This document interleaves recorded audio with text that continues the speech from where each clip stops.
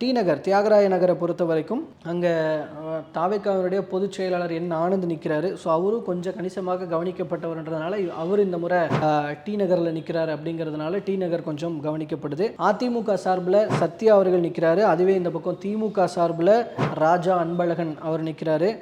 நாம் தமிழர் சார்பில் அனுஷா விஜயகுமார் நிற்கிறாங்க. ஸோ இவங்க 4 பேருக்கு நடுவில் இருக்கிற போட்டியில் நம்ம கொஞ்சம் பேசும் பொழுது விஜய் வரட்டுமே, புதுசாக வரட்டுமே அப்படின்ற விஷயத்த சொல்கிறாங்க. அண்ட் சிலர் அதிமுக ஆதரவாக பேசியிருந்தாங்க, சிலர் திமுக ஆதரவாக பேசியிருந்தாங்க. ஸோ மும்முனை போட்டி தான், அப்படி தான் நம்ம போனப்போ மக்கள் பேசினப்போ தெரிஞ்சுது.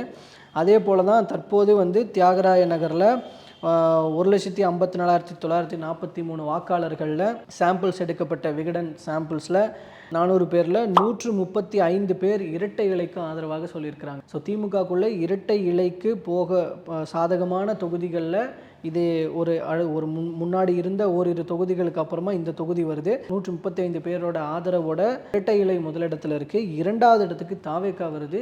உதயசூரியன் 3வது இடத்துக்கு போகுது. 2வது இடத்துல தாவேக்கா 131 பேரினுடைய ஆதரவில் விசில் சின்னம் 2வது இடத்துல இருக்குது. 3வது இடத்துல உதயசூரியன் இருக்குது 127 பேரினுடைய ஆதரவோட.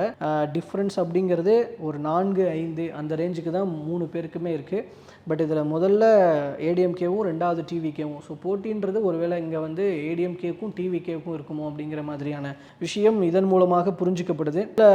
சீமான் அவர்கள் 4 பேருடைய ஆதரவு பெறுகிறார், இதர கட்சிகளுக்கு 3 பேரோட ஆதரவு. ஸோ இதில் என்ன நடக்க போகுது அப்படிங்கிறத பார்க்கலாம்.